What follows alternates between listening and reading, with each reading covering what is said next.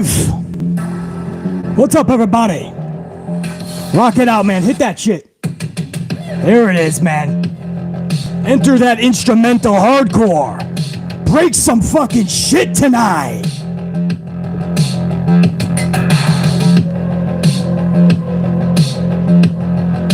What are we starting off with? Folgers? We're going to start off with a Folgers coffee, guys. Let's get amplified. Let's get fucking amplified. Which means, Sasha, you gotta cut my fucking music. Cut it. Cut my fucking music. Thank you, Sasha. Now what you gotta do is you gotta play that Folgers jingle for us, man. You gotta start this off the right way. Sasha, come on, gal. I need you to rock that Folgers jingle. Come on. Let's get that. That's the one. Folgers aroma roasted coffee made from mountain grown beans, richly roasted and finely ground for great waking up aroma. Oh, what that aroma can do, brighter day for me and you. The best part of waking up is Folgers in your cup. Folgers, it's in your motherfucking cup. That's right. We're starting with a Folgers. That's what we're doing, man. We're going to get amplified on Monday Night Raw, August 29th, 2022. Before we do, just a ludicrous championship match. I love how half the community is defending this. We're defending... This has nothing to do with fucking, by the way, Raquel Gonzalez Aliyah.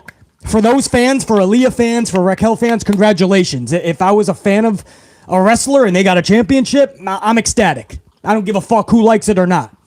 I don't even give a fuck about Raquel or Aliyah here. I'm not going to dog them. I'm not going to drag them. Good for them. This was a booking botch for Bayley, Iyo, and Dakota. That's just what it was. There's no other way around it, right? You can't say, oh, it wasn't the legal person, so Triple H has something up his sleeve. Oh, it's all part of a storyline. Let's sit back and relax, Beasley. No. There's no relaxing here. The Bayley's group, whether you want to call them control, out of control, no control, fucking control, bullshit control, it doesn't fucking matter what you call them. They have been irrelevant basically since SummerSlam. They all formed a unit. We all marked out. It was fucking awesome. And ever since SummerSlam, Bayley, oh, that's a beautiful sound. That coffee's ready to be topped off. Ever since SummerSlam, they've just been spokes on the wheel. No better than an Alexa Bliss who's been wandering lost for months booking-wise. They're no better than Alexa. They're no better than fucking Asuka. They're no better than Dana Brooke. They certainly aren't better than Aliyah and Raquel Gonzalez. This was a group that formed at SummerSlam. First of all, can you guys fucking hear me, man? Am I already blowing out a mic? Am I all right for the most part? Because I'm going to be doing a lot of yelling. If the stream is fucked up sound-wise, I'm going to keep filming because I'm good in my playback. So I'm going to keep filming, and this will go up later as a regular video. Because I'm not shutting up right now. I'm going to keep rocking. All right, so I'm pretty clear. That's all that matters. If it's static every now and again, so be it. I'm going to yell a lot. So you get SummerSlam, we all fucking mark out, right? We're all having a fucking, oh, this is going to be great, man. If they book this the right way, and Triple H is in charge, man, there's no way they can fuck this up. As long as they don't throw them in 6-woman tags right from the jump, right? What do? They throw them in a 6-woman tag match right from the jump with Asuka, Alexa, and even the women's champion, Bianca Belair. So you get no real fun storyline going into Clash at the Castle. Look at the last several weeks. They yell at each other. And then Bayley is beating Aliyah last week, one-on-one. Oh, yeah, Aliyah gets beat by Bayley. But then Aliyah rolls up Dakota Kai when it should have been Asuka. It doesn't matter. So that makes her, yeah. Let me surround myself with people that are as good as me. Oh, look at who's getting rolled up, Dakota. When Bayley just beat fucking Aliyah last week. That's the storyline going into this 6-woman tag at Clash at the Castle. And then a week previous, you have Dakota Kai winning a matchup against Dana Brooke. Where's the story with these 6 ladies? There's no fucking storyline. Where we want to take over WWE, we're going to go with you 3? They have been so irrelevant. They're just spokes on the wheel. And then you go into last night where the obvious thing, even though we all knew it was going to happen, it had to happen at that point. The championships go onto Iyo and Dakota, and the leader, Bayley, is now going to eye one of the singles titles. It's sitting in your lap. You can't fuck that up. And there's people willing to defend it. Oh, give it time. I bet you they're going to lose it next week, or maybe at the Clash it'll be an impromptu match, or at the next pay-per-view. But don't worry, Beasley. They're going to lose it quickly back to them, or maybe Sasha and Naomi come back, and they wanted them to take on them instead. I don't want Sasha and Naomi coming back as a fucking tag team, first of all. Sasha's too fucking good to be held down by anybody. Not that Naomi was holding her down, but she doesn't need to be tied at the fucking hip with anybody. Naomi's good enough to do her own fucking thing. Everybody's clamoring for them to come back as a fucking tag team. Check that shit. That's what made them walk in the first place. They don't need that shit. Sasha's too good. Why should Sasha take the backseat to Charlotte Flair when Charlotte comes back to win her 37th championship? No thanks. So you want Dakota and Iyo to lose this match just to say, hey, there was fuckery, the wrong person got pinned, so let's run it back, and then they're going to win the titles back. Okay, that's going to make them relevant after we sit on 7 days with the visual of Dakota Kai being fruit roll-up by Aliyah. Dakota Kai rolled up by Aliyah, and we sit on that for 7 days until we get a rematch? That's the best way to book Bayley, Iyo, and Dakota? Don't worry, Beasley. It's only short term. There's a bigger story at play here, Beasley. You don't know shit. You don't know that. You're not in the fucking meeting with Triple H. You're not in the meeting with Vince McMahon, because this seems like it was a Vince McMahon decision through and through. Oh, but I'm not supposed to say that. He's just the owner of the company. Basically, that's not allowed, man. That's tampering. He retired. Bullshit. He retired. He put his family at the fucking hierarchy. You think they don't talk about this shit at family dinners? You think Vince McMahon didn't want Aliyah and Raquel to win that shit?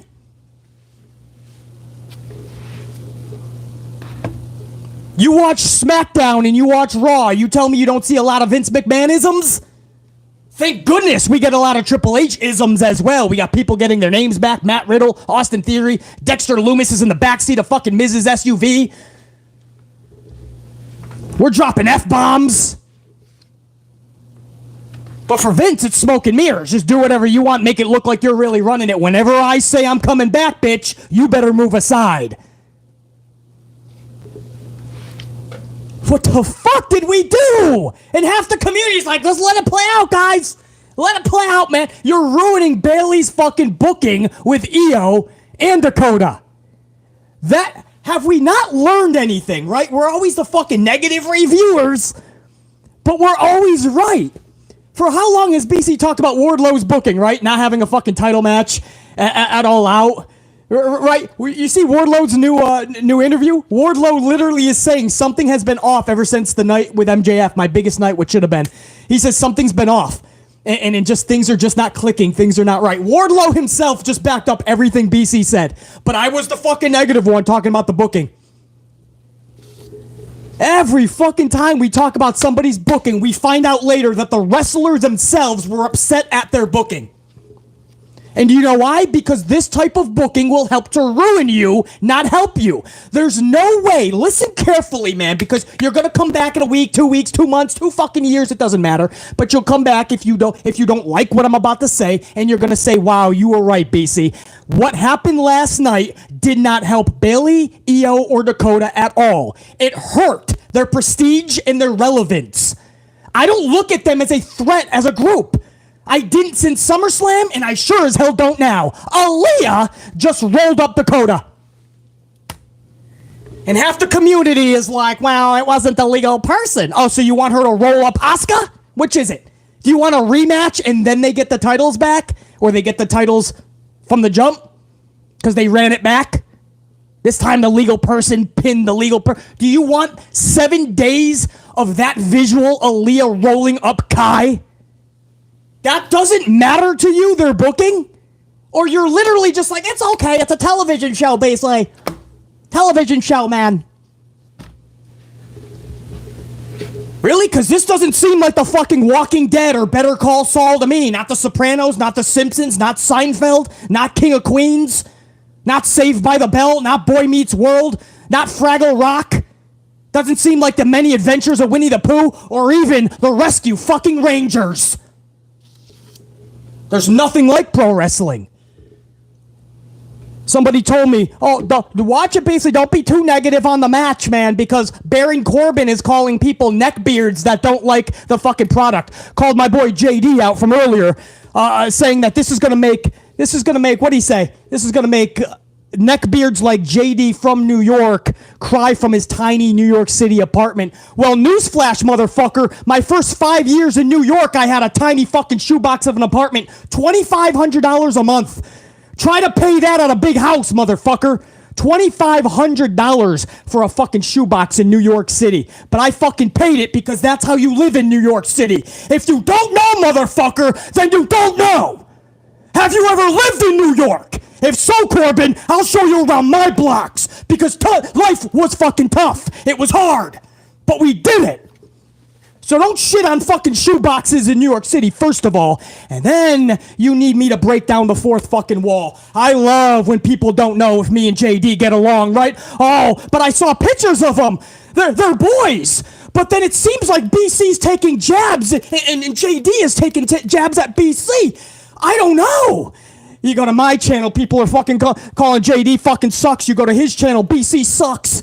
You don't know, right? But no, Baron Corbin is going to make me tear down the fourth wall. The bottom line is, that is my fucking boy. This is a fucking brotherhood. And when you come for one, you come for them all. You don't like being critiqued because your shit sucks. That's not our fault. That's not JD's fault. That's not BC's fault. Your shit has sucked for the past 10 fucking years. Your shit has sucked. But now we're fucking neckbeards. I don't know. I got a fucking pristine fucking beard. I'm hot as fuck. I'm probably the sexiest motherfucking YouTuber in the pro wrestling scene. I'm fucking fine. I'm the dude all the guys want to drink beer with and all the girls want to fuck. So I'm doing just fine, whether I'm in a shoebox in New York City, like life was, or whether I'm much more well off today. And yeah, I got a bigger fucking place. I got a studio. I got a great assistant, Sasha, who also think you should shut your fucking mouth if you don't know what you're talking about. Baron, you damn fucking right.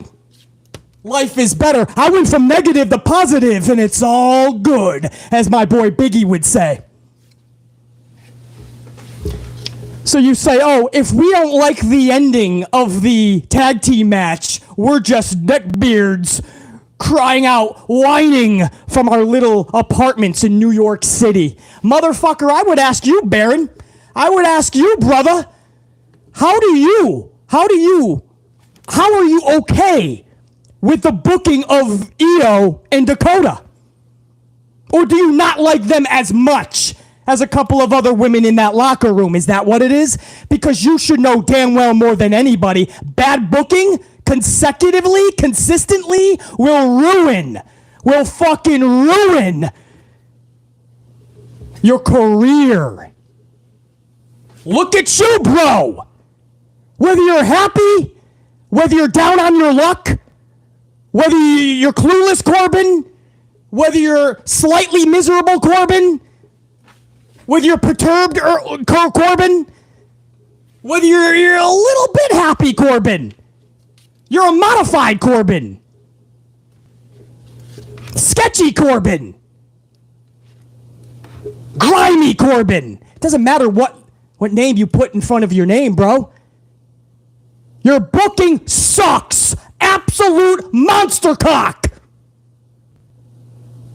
You either fix it or you will continue to be nothing.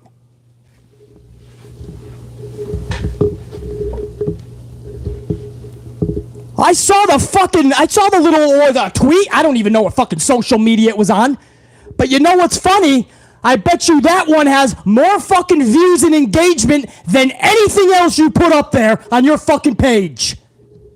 Because it's sad when the YouTuber, it's sad when JD, it's sad when BC collects more fucking interest than your fucking product. Isn't it sad how the community has to come to us for entertainment because you ain't providing it. Isn't it sad that you talk about us because the roles have reversed? Somehow, we're the fucking entertainers now. Somehow, we're the fucking entertainers. Because you couldn't do your fucking job. I don't care if you guys don't like JD2. That's fine, man. Again, it's all in fun. That's where the jabs come in and we get to blur the lines. Are they boys? Are they not? That's fine. I know the fucking dude. I hung out with him many times. The dude's a good cat. You got to separate real life from what you see. This dude fucking asked me out to his fucking party on New Year's one night. I had extra hours. He invited me to a personal fucking, just his boys, his family, and he invited BC. That's a good fucking dude. That doesn't seem like a neckbeard that was living in his fucking basement of a small New York apartment. No. He's a good fucking dude. But see, you don't see that, Baron Corbin. No, see, what you do is you take everything that you see. You don't want to hear the criticism because you don't want to fucking think that, oh shit, he's right. This motherfucker, these guys are right, man. This BC, this JD, this fucking, this guy. Maybe if we do tweak it, it'll be fucking better, bro. Maybe if we tweak things, we can get a better product. You don't do that, no. Instead, you try to bash the people that critique it for the better. My guess is JD has more passion for this fucking business, I know BC definitely does, than you ever will, Baron. And you know what's funny? This is just a New Yorker talking. This is just a New Yorker, which, by the way, born and raised in Massachusetts. I'm a masshole. So I got double. I'm a double fucking prick. I'm a double jerk. I'm a masshole and I'm a New York prick. So this is coming from a New Yorker. This isn't even shade, Baron. This is just a conversation, brah. But if you're wondering if we're upset with the fucking booking of last night to the point where we're flipping out on baristas this morning on our way to get a coffee, no. We don't take our pro wrestling that fucking seriously, but we love it. And we hate to see bad booking because we know what it leads to, don't we, Baron? Because for 10 fucking years, didn't we fucking learn what bad booking does to individuals and a company? Did we not learn, Baron? Nope, it's JD's fault, everybody. It's BC's fault. For fucking years since I've had this channel, you know what I hear? JD and BC ruin pro wrestling, man. It's people like them that you know what's fucking sad? The fact that the product sucks so bad, you're watching BC and JD instead of watching WWE.com. Do you know how much footage is on WWE's Peacock? Peacock. Do you know how much fucking footage is on Peacock right now? Do you know how much footage? But you're not watching it. You're watching BC. You're watching JD at fucking midnight after the shows. Why? Because we know what we're talking about and we're entertaining as fuck. Or did you lie to yourself? I just need to see what stupid shit they're saying. That's why I'm watching. I don't like them. Yeah, I tune into every video, but I don't like them. I'm just seeing what stupid things they say. That's all. Wow, that makes you an absolute fucking schmuck of the highest fucking proportions and standards, bro. So Baron Corbin, neckbeard my ass, bro. My beard is pristine. I've moved out of the little shoebox in NYC. And you know nothing about JD, I assure you. I do. And what you think of him online? Yeah, it's the opposite. He's probably doing much better than you, actually. The fact that you're in WWE means shit. His name is in your mouth. It's not the other way around. Salute, Baron Corbin. I hope you were educated, bro. Much love and respect. I mean that. That's not even shade. That's just a New Yorker who got out of his little fucking shoebox years ago, and now I see the world differently. Salute. Unit, thank you for giving me that little bit of a cold open. I had to say something here. Had to say something. You know, brothers got to stick together in this community. I'm sorry I had to break down the fourth wall. And that does not mean, by the way, that I agree with everything JD says or does. Okay? This is a guy who's so passionate. This guy will stay up at 2, 3 a.m., right? When I'm telling this motherfucker, go get a long night's sleep. Get this pro wrestling thing off your dome piece. JD's the type of guy that'll sit there at 3, 4 in the morning overthinking shit. You know? That's how much passion he has. So for this dude, Baron Corbin, to just bash people, my brothers, nah, bruh. It's like brothers. You ever have a brother? I can throw jabs whenever the fuck I want. That's my boy. That's my brother. You do it, you're not in our circle. You get the fuck out. Or you'll be handled the fuck out. I assure you. Woo! Hot damn! So, should I be, if I'm a negative neck beard who doesn't like the finish, then so be it. Count me in. I guess I'm one of them. Because I didn't like that finish at all. No matter what it leads to. No matter what it leads to. It wouldn't matter. Iyo Sky and Dakota Kai got hurt last night, booking-wise. They've been ever since SummerSlam, they have been on a downward spiral. They just seem irrelevant and spokes on the wheel. You guys know that's true. Their booking has been shit. And this was the culmination of that shit. Leading in, this was the go-home show for Raw to the Clash at the Castle. This was it, bro. This was it. This was the go-home show for Monday Night Raw. Are you guys seriously impressed with control? How much fucking control do they have when you can't beat Aliyah? And Raquel Gonzalez's smiling ass. I mean, the ass is nice, but they're smiling. Man, can we cut the smiling a little bit? It helped to ruin Ronda Rousey. Finn Balor, man, nobody took him seriously after 3 months on the main roster, how much this guy smiled. Not everything needs to be smile. Put a smile on babies' faces. Have some fucking relevancy, bro. Anyway, should I start the show? What was that, 23-minute rant? All right, let me start the show. I don't want to keep you guys here fucking all day. I saw some supers come in, my VIPs. I appreciate that, guys. I'm going to give you guys all a shout-out at the end of this video, I assure you. All you guys will get a shout-out. Much love to you guys, man. And I appreciate the tip over to the content creator. It's never needed. I'm going to have coffee no matter what. It's appreciated. It's never needed, I assure you. Because unlike what Baron Corbin might think, I'm fine. I got expensive fucking watches. I got a nice, expensive New York City place now. I have a beautiful, beautiful setup with some nice Sony fucking earphones. Bro, I'm set. I'm set, Baron. Does that piss you off? The Bloodline starts. No. That was hour number 3, BC. Get it together, bro. Come on, dude. Judgment Day starts this fucking show. Finn Balor, Damien Priest. They defeat AJ Styles and Dolph Ziggler. This was a 10-minute match. Priest pins Ziggler. Thank goodness they brought Ziggler back. Honestly, thank goodness they brought Ziggler back, bro. Because, I don't know, maybe they were going to run out of jobbers. Who knows? This is what they brought Dolph back for? The fucking residential jobbers. Do you know how much talent Dolph Ziggler has? Dolph Ziggler in his fucking pinky has more talent than fucking Baron Corbin does in the last 5 years of his career. And probably the next 5 years. Priest pins Ziggler. I understand Judgment Day has to win. I just don't know why you have to beat AJ Styles and Dolph. Why the fuck does AJ Styles have to eat a fucking L here? Why did you have nothing for AJ Styles? For years! For fucking years, they've had nothing for one of the best wrestlers in the world, AJ Styles.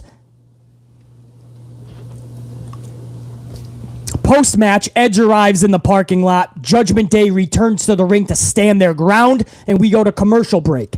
When we come back from commercial, Edge rocks a solid promo, including calling Judgment Day a bunch of emo kids who look like they're upset because they couldn't get tickets to the My Chemical Romance concert.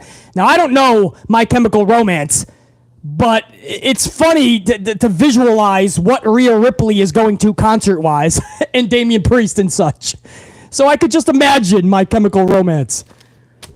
That got a fucking pop from the crowd and BC, even though I don't know the band. Rey and Dominic Mysterio come up from behind with kendo sticks and they take out Balor and Priest. Dominic doesn't have it in him to take out Rhea though, and Rhea's able to gain control of the kendo stick. Judgment Day would end up retreating, and it looks like we're continuing this feud into Clash at the Castle in a 6-man. Or, what is it, 6-man? What is it? What the fuck is the Clash match? I don't even fucking know. JR9, are you up in here, man? JR9, if you're up in here. Oh, yeah, JR. Is that an official Clash match? Edge and Rey versus Finn and Priest. Thank you, JR9. Okay, so Edge and Rey versus Finn and Priest. I'm just waiting for Beth Phoenix, guys. If you guys are into this feud, that's awesome. I'm not even going to down it. I'm not going to trash it. I love Edge. Yeah, I just, this feud is doing nothing for me. It's not fun. It's not intriguing. But I'm waiting for Beth Phoenix, bro. And once we get Beth Phoenix, I'm down for a mixed tag, and I really do hope we get one-on-one Rhea Ripley versus Beth Phoenix, because I am all in for that shit, bro. Speaking of the ladies, Bianca Belair, Alexa Bliss, and Asuka are up next against 3 local jobbers.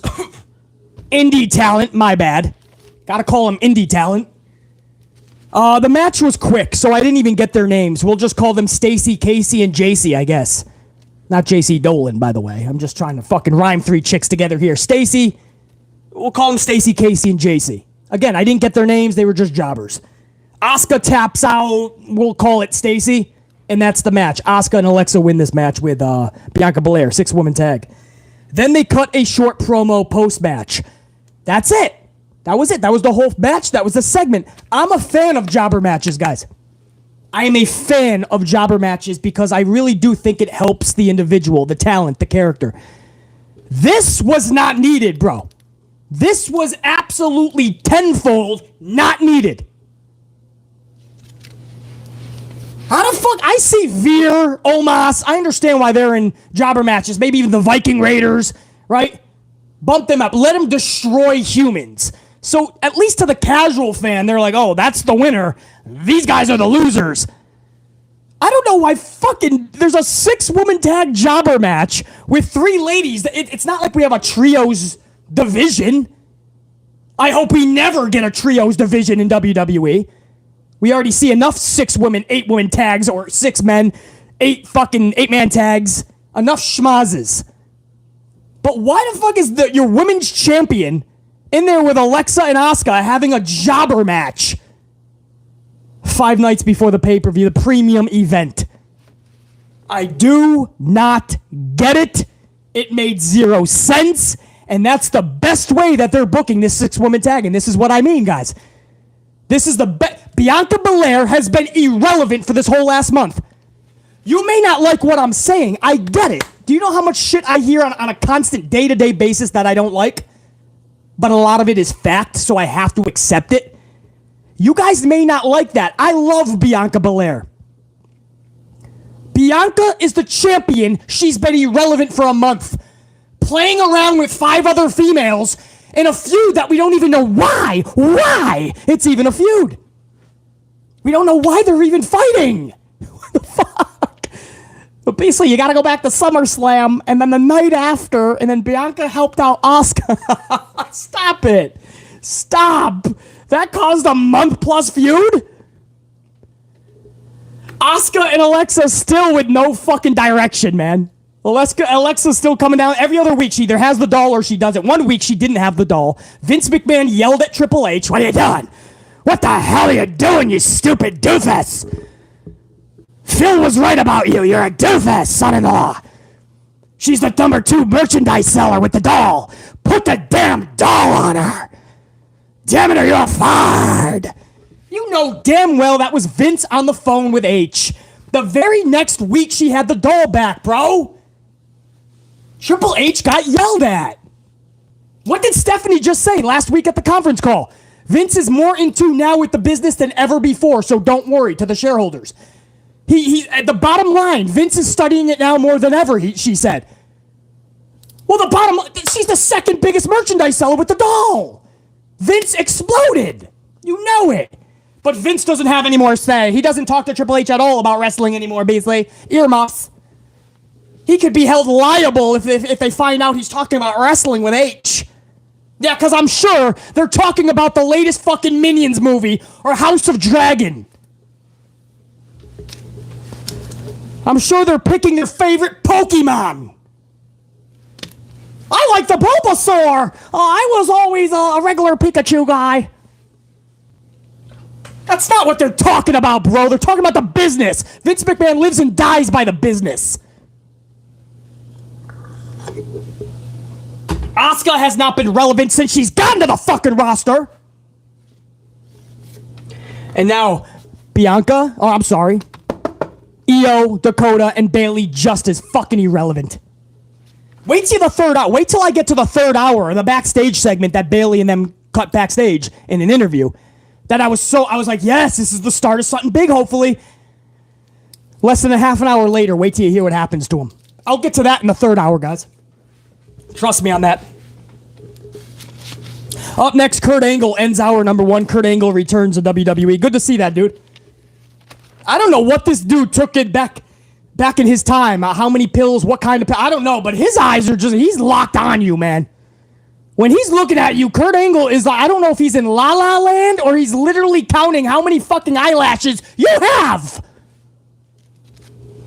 Kurt Angle ends hour number 1. Angle has one line from the jump, and he flubbed it. He says, this weekend's Clash at the Castle is going to be one pay-per-view you're not going to want to miss. Somebody forgot to tell Kurt that we're not allowed to say that. It's a premium event, Kurt.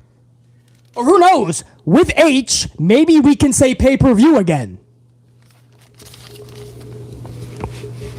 That's another Vince McMahon phone call after Kurt Angle said that.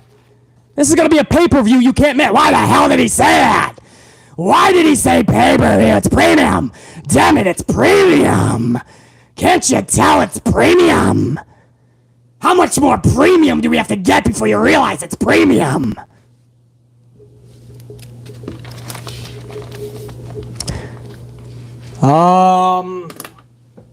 Shoosh! Shoosh, please! This is where Chad Gable's music hits and we get a commercial break. Back from break, Angle and Chad Gable have a shoosh off. I thought this was pretty funny because this is right up Kurt Angle's alley, and Chad Gable has been fucking flawless lately. This is the Chad Gable we knew we had 2 years ago, and nobody wanted to fucking listen. Hey, they're just the YouTubers screaming again. They're being negative. And we're really just waving a red flag like, dude, Chad Gable's ready to rock, man. Give him a little bit of... give him some time, maybe. Nope. Had to wait 2 fucking years, and here he is on the mic, and we already know what he can do in the ring. Here he is on the fucking mic. Chad Gable is fucking top-notch. Chad Gable could win the... I'll tell you right the fuck now. You think BC's insane? You think I'm Looney Tunes? Wait till you hear this. If Chad Gable, I would believe he could win the world title one day, and I'd be completely fine with it. How's that? That's how much it's believable. If Chad Gable one day, if done correctly, won the World Heavyweight Championship, I'd fucking not only believe it, I'd be okay with it. I don't care if that makes me sound bananas or not. Because that's how good this guy is. I assure you, Chad Gable is that good. So him and Kurt Angle are on this shoot off. I fucking loved it. They're going back. No, you shoot. Who are you telling me that I created the shoosh? You can't shoot a shoosher. Kurt Angle's good, because this is right up Kurt Angle's alley. He's going to go all day with you because his character has always been he could tap into like that little kid self. The whole Jimmy Crack Corn type of character. So they're having the shoosh off. I liked it, man. The shoosh off, this came after, by the way. I jumped it a little bit. They offered a spot in Alpha Academy to Kurt Angle. Kurt Angle threw the jacket back and said, I'm going to pass. That's when we had the shoosh off. So I got it in order now. Now, Gable was absolutely fantastic again, and then we get the Street Profits hitting the ring after the shoosh off, because now Gable tells Otis to take care of Kurt Angle because he declined the offer into Alpha Academy. So now Otis is going to take out Kurt Angle, but Street Profits hit the ring to make the save. This sets up a tag match with one condition. If the Street Profits lose, Alpha Academy wins, then Alpha Academy Kurt Angle has to join and do anything and everything that they say. That could actually be fucking awesome television. If Kurt Angle has to fucking be their bitch boy, and you know the tension and the fun that Gable and Kurt would have, until finally one day, maybe at the next pay-per-view, Kurt finally implodes, Kurt finds a tag team, and then you could set up something down the road. I mean, you could do so many fun things with that, but they decided against it. Kurt Angle had nothing to worry about. Street Profits would win this match. Montez defeats Gable via the frog splash. So, a victory for the Street Profits, man. And then afterwards, we had an old school Kurt Angle milk bash. That's right, the old school milk bash, man. He bust out the milk. Horrible camera work. Fucking Kurt Angle is down in the milk, and the cameraman's got the camera to the back of his head. Then again, I'm sure Kurt Angle didn't even know where the camera was. Too much fucking tipping back the milk. And that ends our number one. Actually, it went deep into our number two, that match. Street Profits versus Alpha Academy. Hey, what the fuck, bro? The fuck? When the coffee bar attacks. Sasha, put the final fucking bolts in shit before I go live. Anyway, what the fuck was I talking about? What was I talking about? Oh, yeah. This went deep into hour number two, man. So hour number two didn't have a lot because the Profits and Alpha Academy went fucking into the 20-minute mark. So when we got to the rest of hour number two, oh, this was good, actually. This was good. Bro, this was a backstage segment with Matt Riddle and Seth Rollins. Both were in separate locations in the arena, and this was conducted by Corey Graves. So it was like those satellite interviews where both of them are in a different location, but they were actually both backstage. We know this because they played a video package earlier of them arriving to the arena, and they actually had a parking lot brawl. Now, what I didn't like, I loved it. I love parking lot brawls. I just love fucking parking lot everything. Take it out of the ring. Let's have some fun. What I fucking loved, man, well, I love the parking lot brawl. I'll go back to what I enjoyed about it. What I didn't like is that referees were breaking it up. 3, 4, maybe 5 referees. I don't even know. Guys, how the fuck are referees knowing that? Why are referees ready at the gate to break up a brawl? How did they know? They were there within fucking 10 seconds. Are the referees like outcasted from everywhere else so they have to eat their fucking catering outside?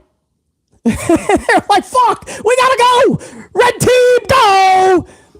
Okay, one referee's telling the other, we're not red team, man. We're the yellow team. Red team, that's not us. Oh, bro, what do they do? Why are the referees breaking this up? That's not realistic. So I love it. I love the parking lot brawl. Can we make it more realistic? That's what I hope we can work on. There's no way that many referees were chilling at the gate, bro. That's what I didn't like about it. But other than that, I love the fucking parking lot brawl. I just love getting away from the ring for a second. You could do so much with the fucking parking lot. So I do love that. So they showed that video. There was nothing newsworthy here, guys, at first. At first, BC was like, this is a missed opportunity. We could have gotten a little personal, a little bit fucking like into it, you know? Really grasp people. Get people's interest, totally captivate them.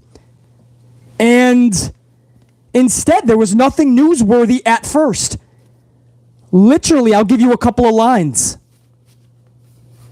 Seth says, and I quote, "I'm going to embarrass you in Cardiff, Wales, like I did at Madison Square Garden." So then Riddle says, and I quote, "The only man in his house is Becky."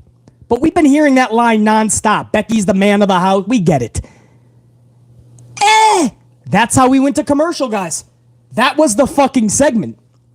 It wasn't until we got back from commercial, man. That's when it got fun. Rollins and Riddle are still going back and forth when we come back from commercial.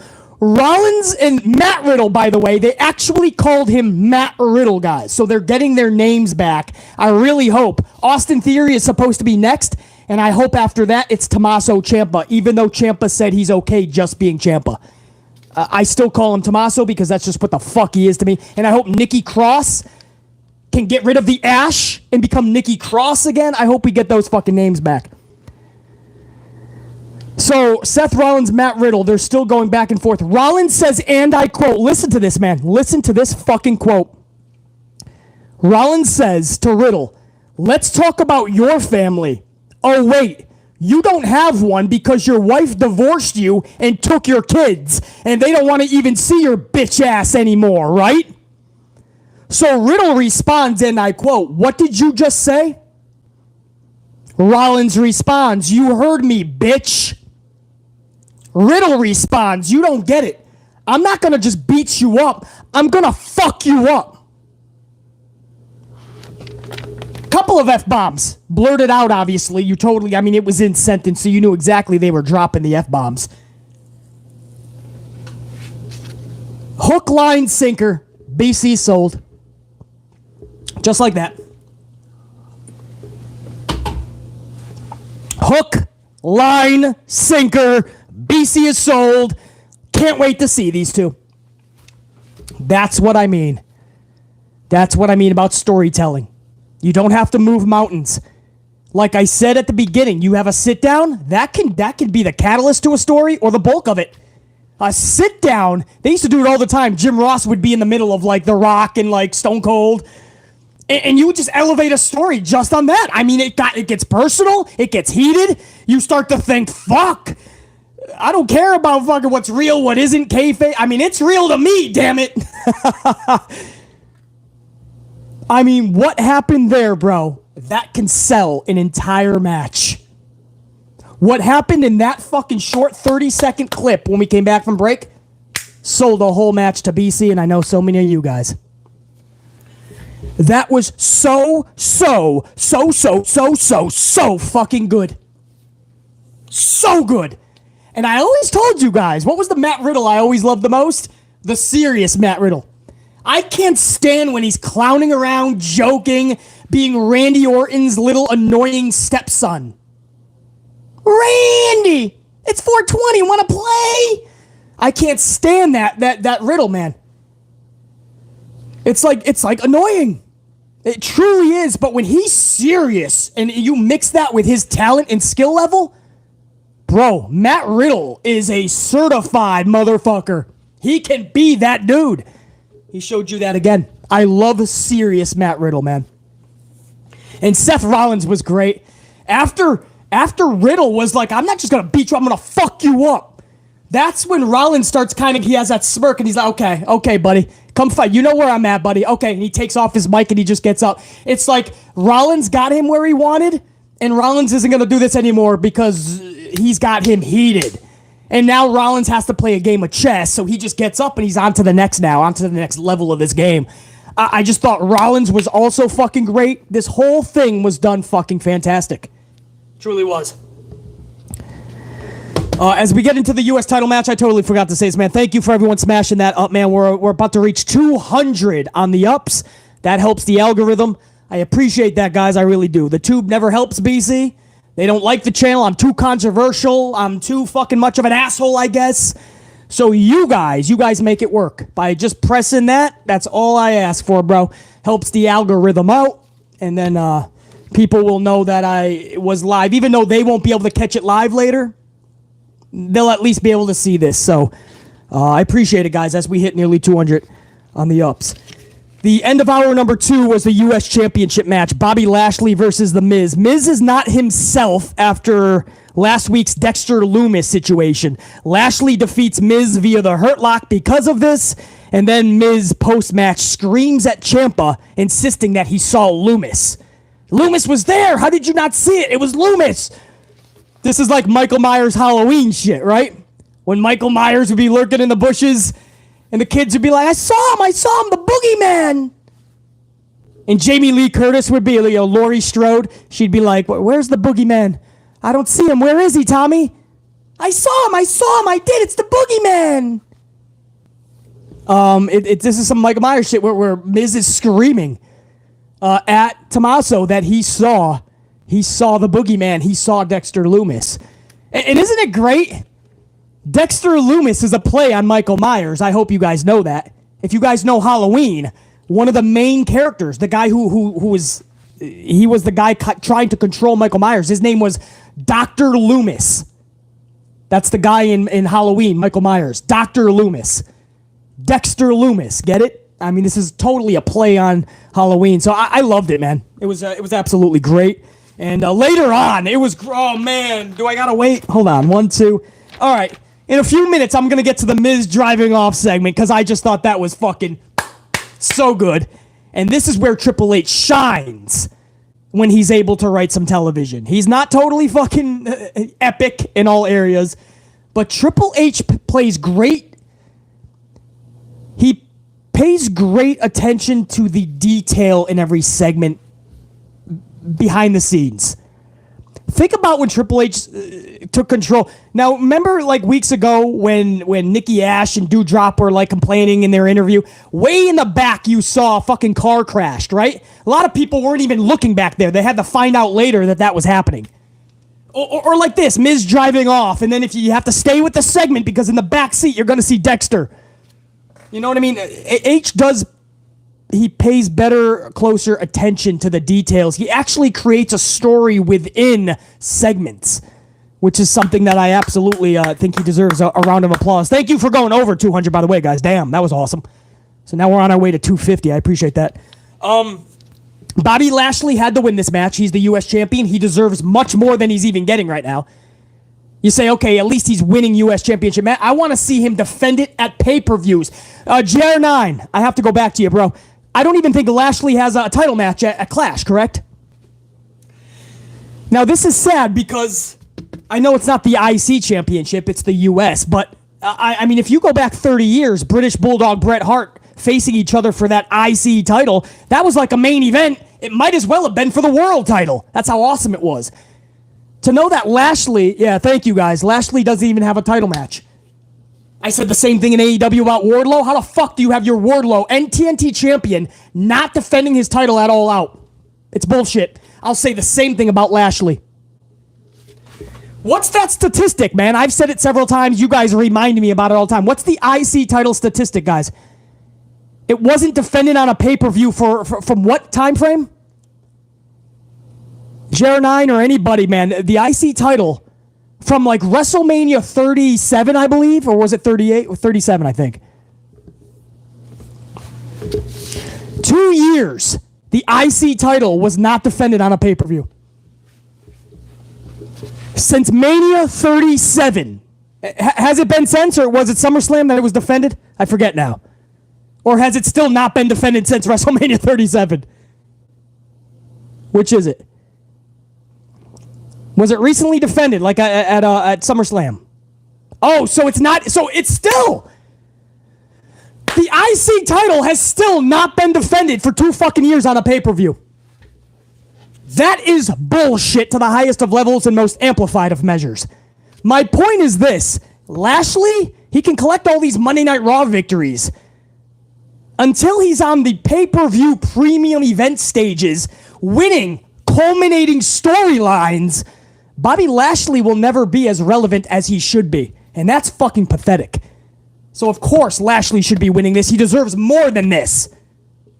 And in the process, you're continuing this Miz Dexter Loomis thing, which I gotta be honest, kind of intrigues BC. Even if it's just a little bit, it still intrigues me. And that's saying something about this show. We're going over to hour number 3. That's good, man. I'll turn that one into the ice. If you guys don't mind, I'm going to make a fresh coffee, too, as we start hour number 3, the Bloodline. Kevin Owens, bro. Take out the Folgers. And we're going to have an Lavazza Italiano Espresso, if you guys don't mind, man. We're going to get more amplified. That's the Italiano Lavazza. I need another coffee cup. Man, there you go.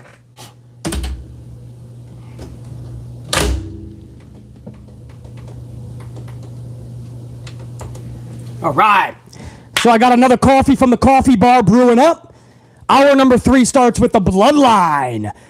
Bloodline is on Monday Night Raw because what brand split? Fuck it. They have both titles anyway. I don't know what the fuck Sami Zayn's doing there other than let's just forget about it. Let's play on the storyline, BC. I get it.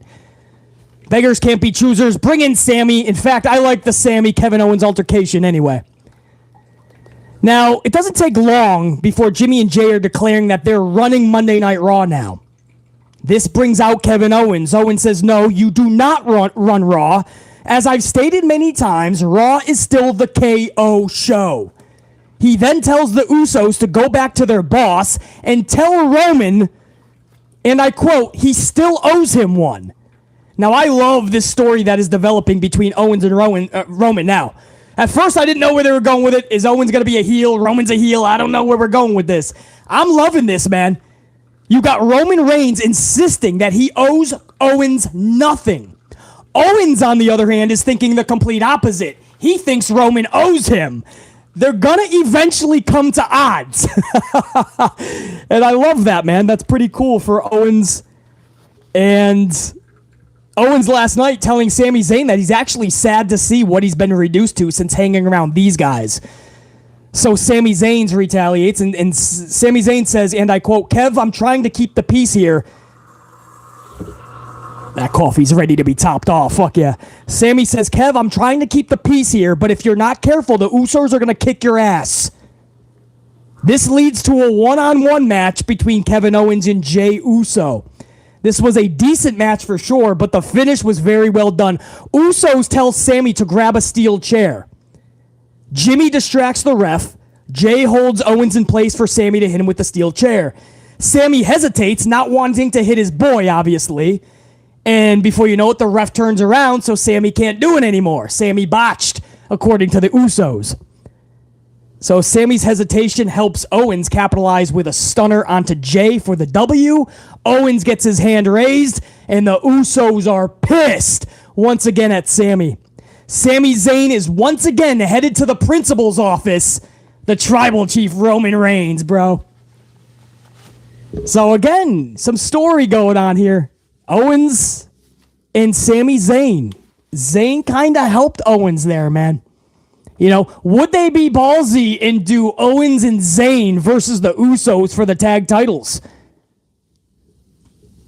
I don't know if I'm totally sold on that, but if you do it correctly, it could be. It absolutely could be.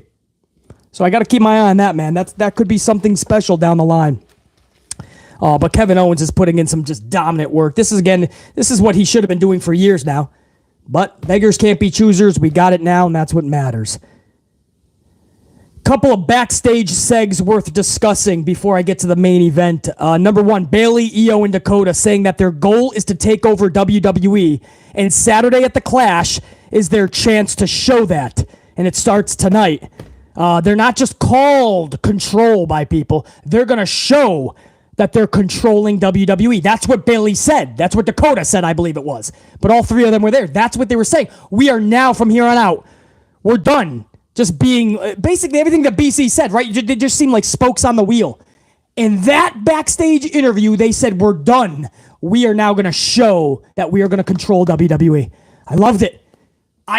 This was literally 20 minutes before the main event. It was actually 10 minutes before, 20-something minutes before the new title holders were holding their hands up in the air, and BC was like, what the fuck just happened?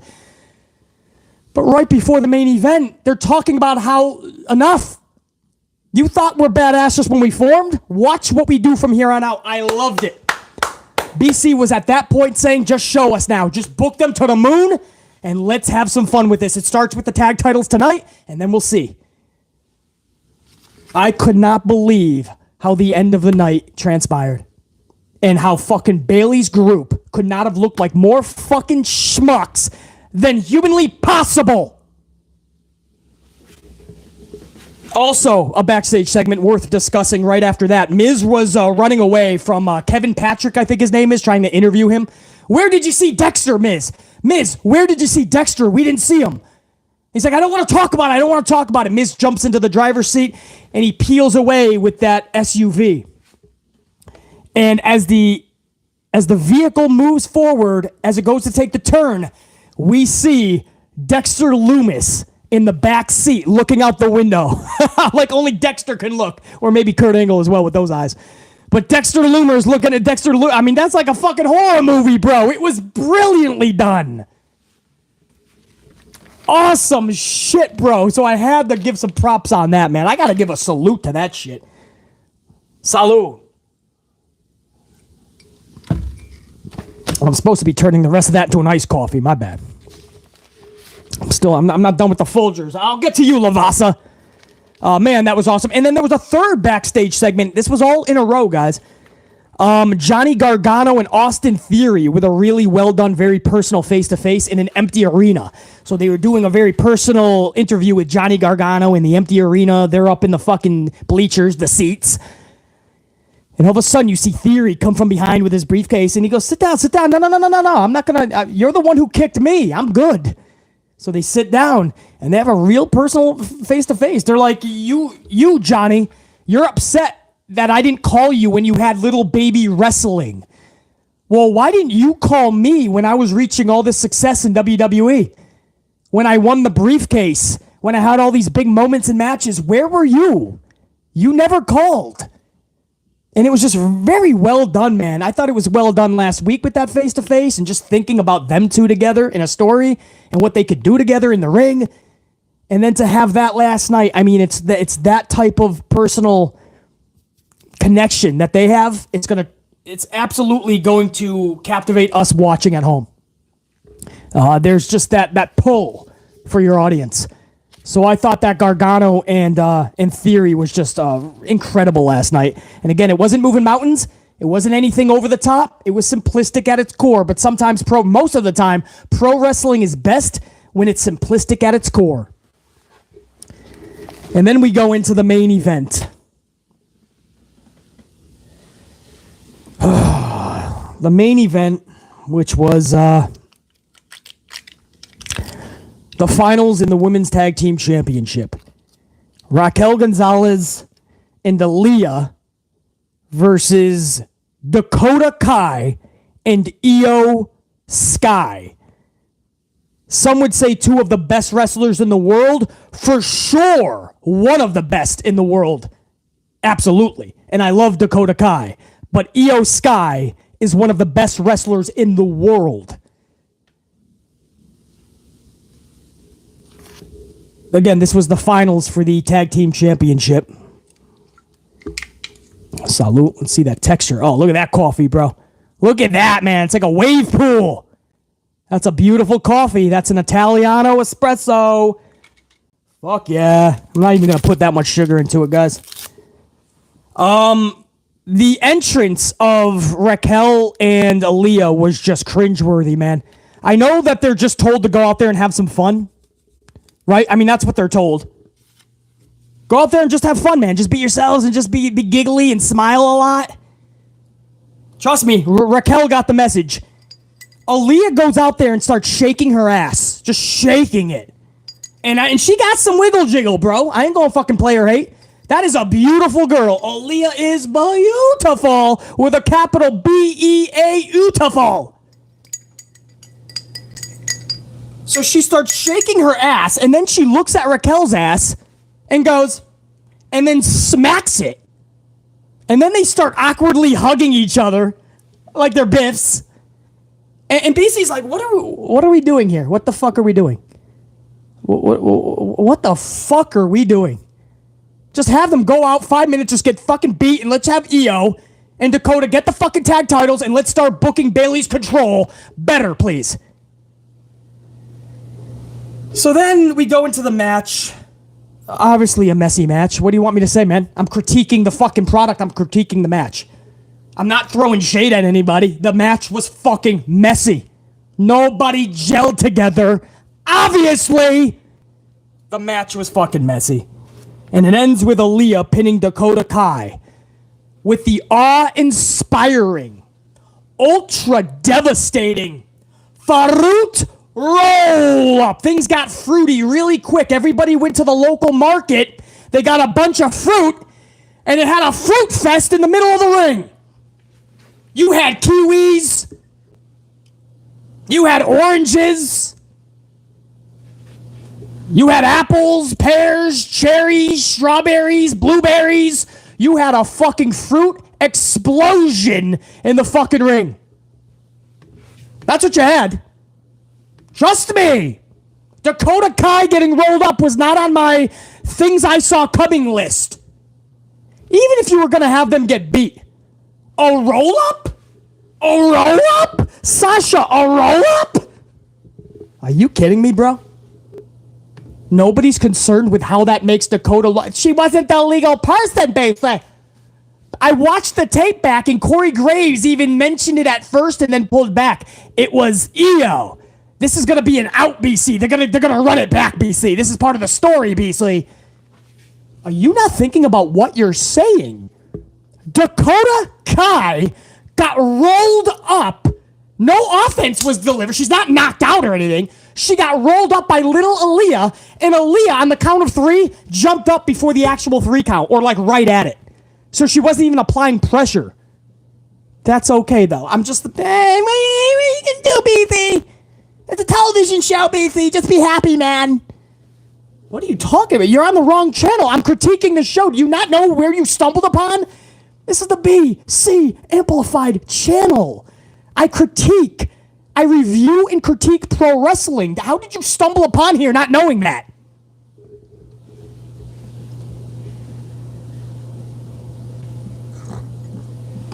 Again, if you're an Aliyah fan or a Raquel fan, congratulations. I'm not even going to drag them, man.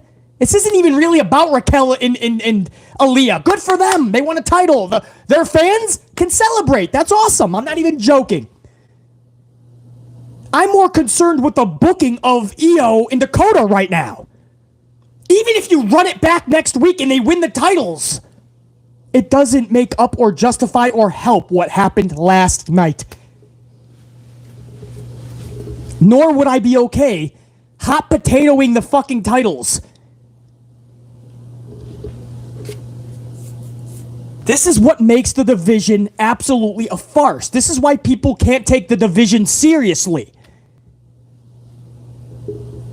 The best wrestler in the world, one of them, right behind Sasha Banks, Iyo Sky, is tagging up with another great wrestler, Dakota Kai, and they can't beat Aliyah! And Raquel, smiling her ass off Gonzalez.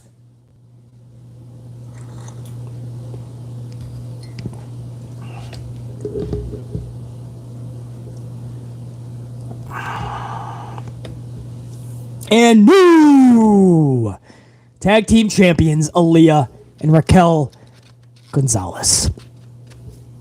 All right, if you're Baron Corbin, if you don't like that call, if you're not okay with it, you're just a neckbeard. You're a neckbeard who's whining and crying about it today, and that's why he loves the decision.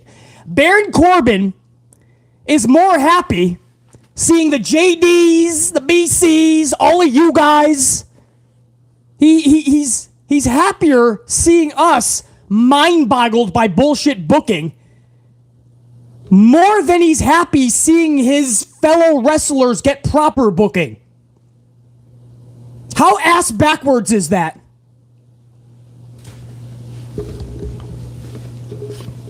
I'll never understand.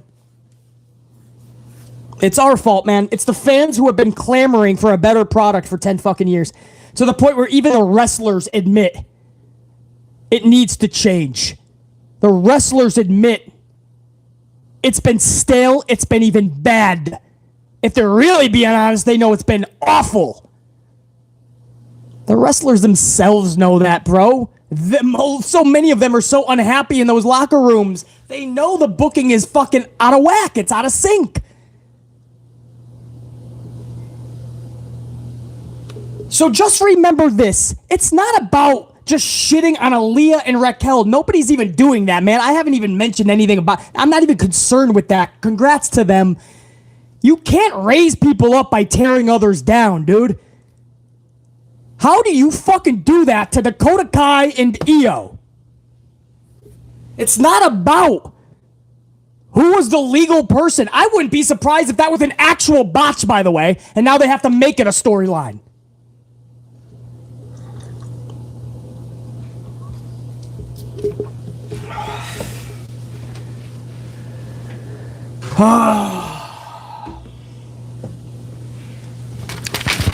And that's it. That was hour number 3. You got new tag team champions, and Bayley's group could not be any more fucking less relevant than they were last week, the week before, the week before. Their highest point was when they showed up at SummerSlam. Ever since, it's been on a fucking downhill slide.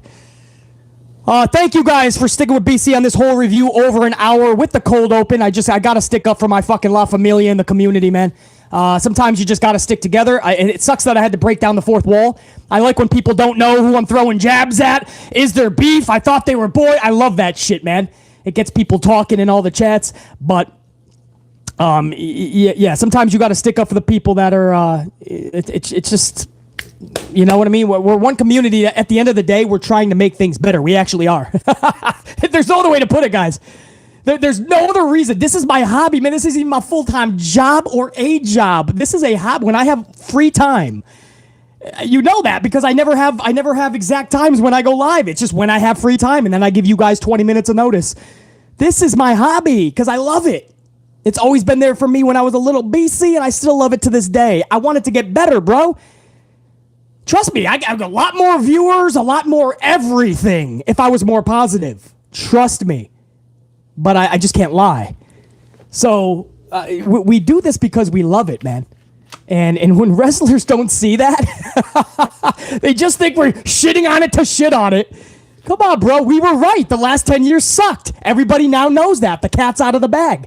The last 10 years sucked. That's the whole reason that the change excited people. So we were right.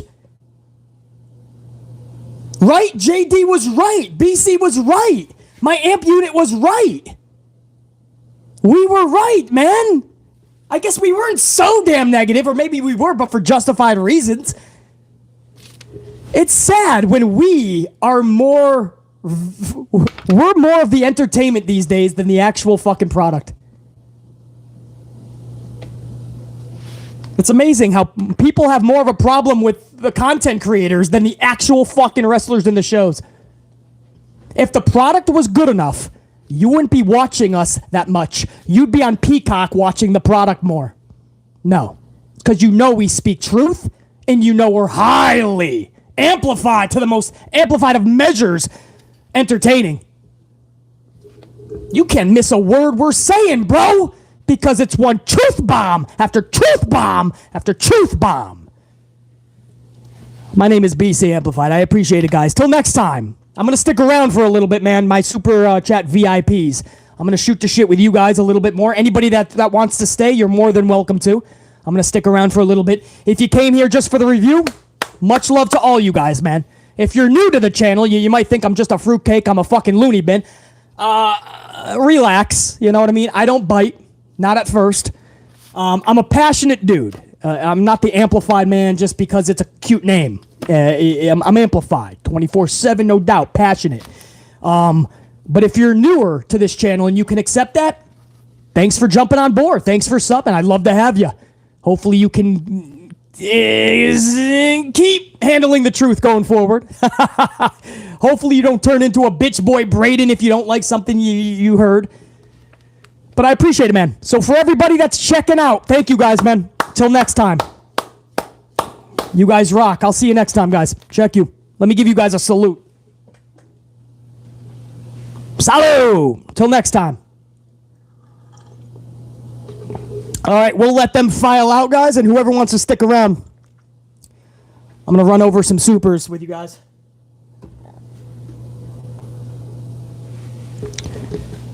All right. All right, so let's do that, man. Anybody who wants to stick around? Let me go back to...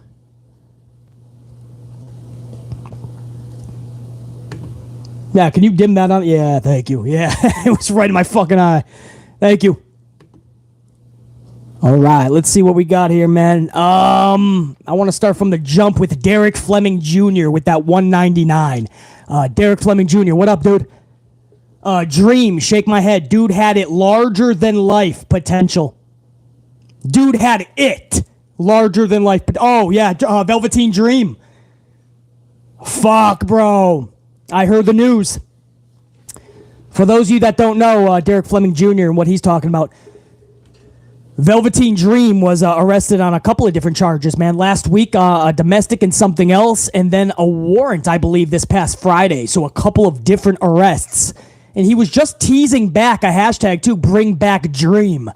I always liked Velveteen Dream's character. I thought he had all the, like Derek Fleming Jr. says, all the potential in the world.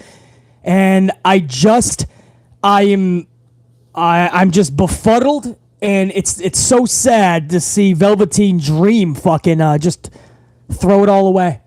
I mean, the initial accusations, that's one thing. He was able to prove that that's just bullshit. But the afterward, or I don't know, but there's a whole fucking thing on that. Afterwards, that's all on him. The arrests afterwards, that's just bad decision making. And Velveteen, I mean, there's no other way to put it. He had that it factor, like Derek says, Derek Fleming Jr., and all the potential in the world. And he just shit it away, man. Velveteen Dream. I think it looks like he's pretty fucking done now. Now I just hope as the human being, Patrick Clark, I hope he gets his shit together. Because he doesn't look good in those pics, man. It looks like just something's... I mean, he looks like he just gave up or some shit. I don't know. But I wish him nothing but the best. I really do. Because the whole situation is just sad. Derek Fleming Jr., no doubt. Jimmy Fingers, 19 in this bitch. 519, how are you feeling about your Packers, BC? Is Lazard a number one? Jimmy Fingers. You said that. No, Jimmy Fingers. Jimmy Fingers, that was the last fucking stream, man. I was about to say, Jimmy Fingers, did you fall and hit your head or something, bro? You asked me that same question last stream. Jimmy Fingers 19, I already answered that, bro. I don't even know if Jimmy's up in this chat, bro. He'll catch this later, maybe. So where the fuck was I? Osea Weidman, 1999. Osea Weidman, here's some coffee for you, BC. Peace, my brother. Osea, you know you got to get a legit shout out and salute. Osea Weidman, much love and respect always. Thank you for the coffees. I appreciate that. Right back to you. That's one of my tried and trues right here, man. Always good to see your name pop up. John Cena. That's C-H-A-U-N, guys. John Cena, $4.99. What up, dude? Thanks for the coffee. WWE knows what they're doing. They put the tag team in the main event spot because of the rumor of Sasha and Naomi. But what the fuck was that finish? Much love. Yeah, I mean, Sasha and Naomi have been heavily rumored for so long, and that's I'm sure that's a bump in the ratings every fucking week for the past month. But even it would make no sense because the new thing now, John Cena, everyone's trying to say that it makes sense if Sasha and Naomi come back as a tag team and defeat Raquel and Aliyah. No, it does not make any fucking sense. You go right after Bailey's stable, man. And first of all, BC doesn't even have Sasha and Naomi together. Fuck that shit right from the jump. But as far as what was that finish, John Cena? You got me, bro. Absolutely ballistic. But we can't say that because according to Corbin, you're just a neckbeard in a small New York apartment. John Cena's like, I'm in Alabama, bitch. Appreciate that, John Cena. Much love and respect, dude. Ron C, 23's up in here. Ron C, 23, 199 BC. I'm shocked at that tag team finish for the women. Rocket to the stratosphere. Ron C, 23. Befuddled is my word, man. I couldn't believe they not only did it, but that they did it with a fruit roll-up. I mean, how much disrespect can they honestly give to Dakota and Iyo at that point? Aliyah rolls them up. I mean, is that not... there's no way you can justify it. It's so fucking out of the realm of believable or any semblance of reality. Ron C, 23. I'm absolutely befuddled as well, dude. Enforcer 2K9 with a 5-spot coffee. I appreciate that. Good to see you up in here, Enforcer 2K9. Who needs the Fiend back when we got Dexter Lumis? Although Bray needs a new character at this point anyway. It could be a fun story, too, with those two. I mean, could you imagine if Dexter and Miz keeps going? Dexter would somehow be a face. I want Bray to come back as a heel. Bray and Loomis would tell one fucking hell of a multi-month story. So Enforcer 2K9, I didn't let my mind go there yet, but you're bringing up both of those names in one paragraph. I'm kind of excited to see that. So Enforcer 2K9, good point. But I'll answer that question. Who needs the Fiend back when you got Dexter Loomis? I do. I love Bray Wyatt anyway, Fiend or not. Whether he comes back with a new character or not, him and Dexter Lumis could have a lot of fun together, dude. Enforcer 2K9. Appreciate it. Jamal Straken with a $19.99, a $4.99, and another $4.99. Jamal absolutely fucking savage up in this chat. Throwing coffees left and right like a fucking t-shirt gun over to the channel. Jamal, I gotta give you a salute for that, man. 3 fucking supers in a row, man. One of them $19.99. Jamal, I appreciate that, dog. Oh, we are so fucking getting amped up, dude. And after this, I'm going fucking around the bar. I gotta get another Dunkin' because we got a little road trip, I believe. Are we still doing? I think we still have to take a little trip. Oh, man. I already had 4 coffees before this, too, man. Oh, shit. Jamal says, what up, BC? What up, Jamal? Miz ruined the storyline last week when 2 days after Dexter took him, Miz posted a video of himself at a baseball game rather than sell the story and make us wonder where he was. See, that I didn't know that, Jamal, and I can't stand that. If you're a fan up in the chat right now, much love to you guys, my amp unit, but if you don't mind social media and like, right, like you just heard what Jamal just said. Jamal says Miz ruined the storyline when he got abducted by Dexter last week, and 2 days later, he put a video up on his social at him at a baseball game. Now, there's some of you that probably are saying, I see no problem with that. The show is over, and now it's the human being on social media. You guys have to decipher what is the show and what is not. I look at it totally fucking opposite, guys. I look at it just like Jamal does. You have to have a shred at least of kayfabe left in the business, or wrestling is literally dead. It's DOA, it's dead on arrival every show. If you do not have an ounce of kayfabe, wrestling's done. If you're in a storyline, the least you can do is sell it. Right? Because fans want to believe. I know, we know that you didn't actually get abducted, but we want to believe the world of wrestling, man. Let us just fucking believe that. Like we would wonder about the next week in a TV show like The Walking Dead, Better Call Saul, Breaking Bad, Sopranos, House of the Dragon, Lord of the fucking Rings. No, it's a movie, isn't it? Whatever the fuck. What was the one before House of Dragon? Is that Game of Thrones, right? Every week, you couldn't wait to see what happens next. You were in that world. I mean, I don't see how Miz fucking 2 days later is just at the base. Oh, where did Dexter take? For a whole week, we're supposed to wonder what happened with Dexter and Miz. Well, 2 days later, you saw what happened. Dexter took Miz to a baseball game. He bought him some Cracker Jacks. He gave him a little fucking hug and he took a selfie. He let him throw out the first pitch. And then they rode together to the local fucking ice cream shop and they lit some ice cream cones. I don't want to think that that's what Dexter did with Miz. Dexter brought him to a baseball game? Come on, bro. It's like I said about AEW. How fucking awesome was Eddie Kingston? You literally believe that there's beef with him and Claudio. Now, deep down, when you know, right? The ones that really know, you know that they were boys. Okay. But the way that Eddie Kingston talks about people like Claudio, you believe that. You start to believe it at least. That's how sincere he is. And then the referee posts a picture of them all together at dinner over a steak dinner. And Claudio is right there with Eddie Kingston. Big smiles. The referee is right between them.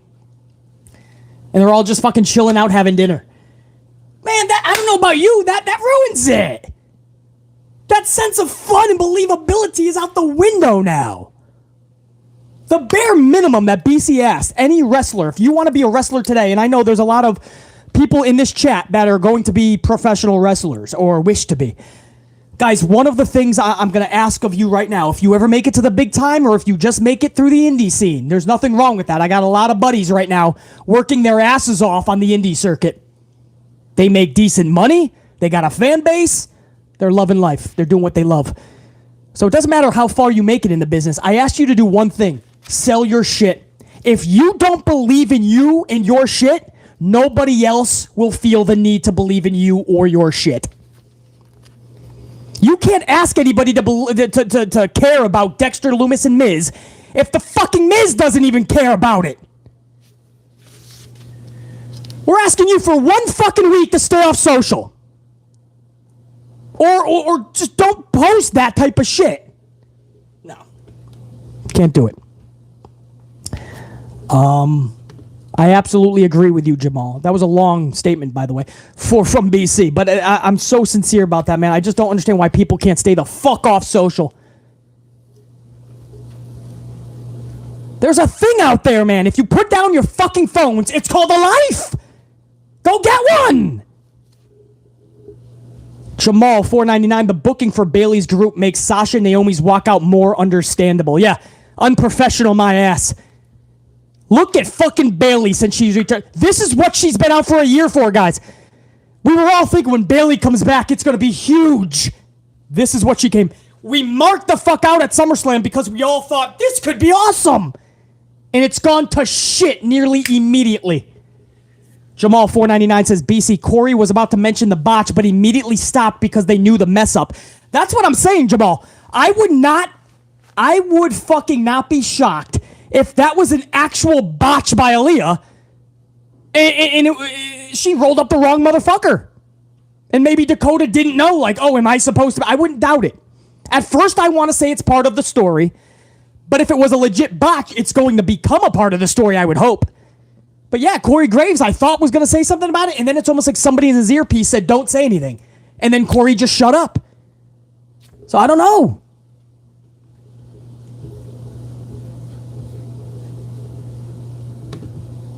I don't know, but no matter what, it doesn't look good when Aliyah is rolling you up. I'll tell you that right now. That does not look good at all when Aliyah is rolling you up.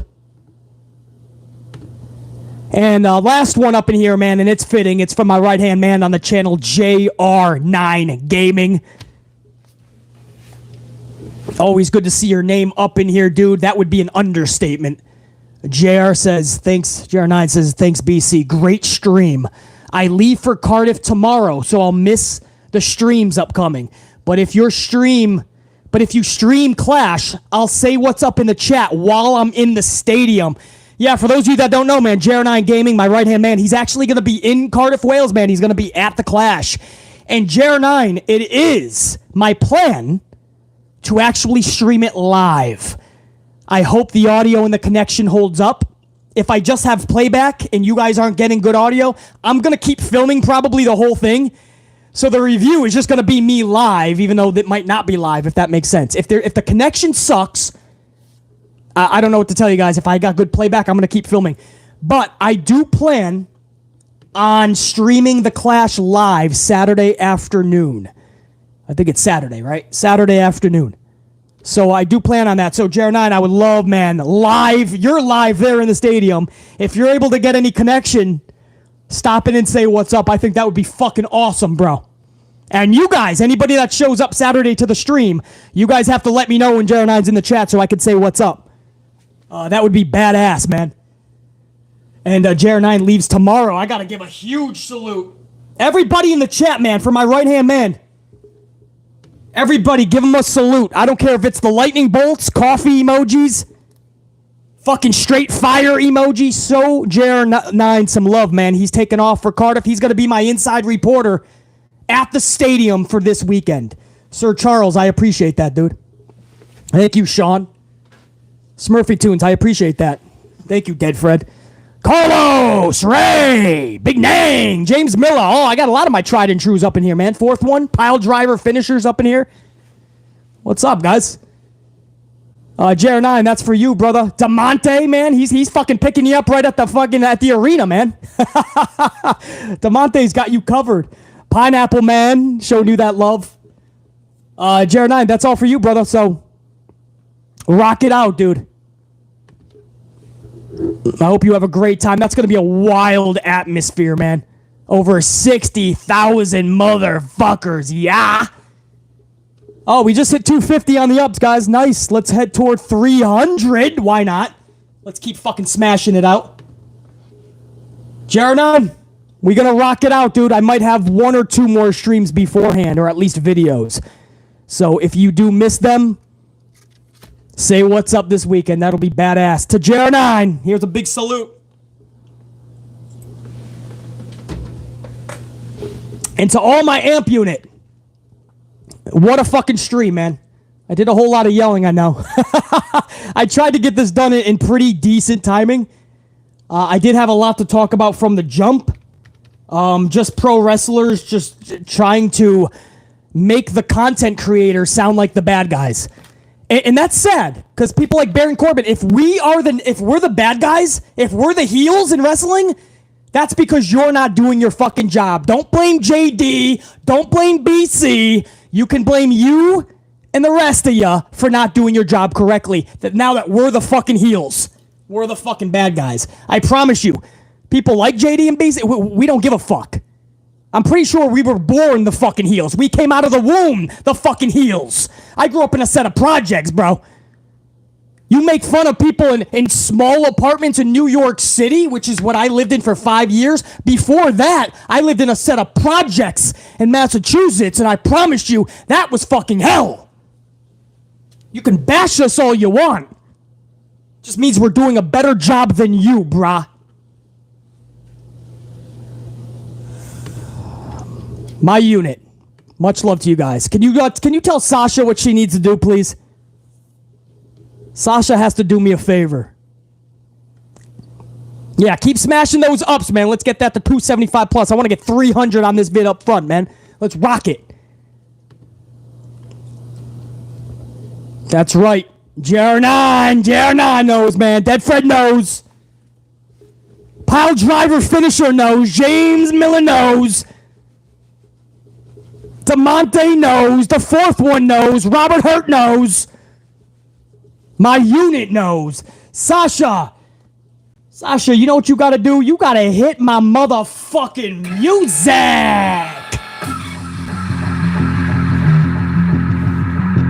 That's the one, actually. She got it right. Ashley Stegel, she got it right. Sean, she got it right. Smurfy Toots, she got it. Joseph Ramos, she got it. Brian, she got it right. Yeah, Sasha. Salute, guys. Much love to you guys, man. Check you.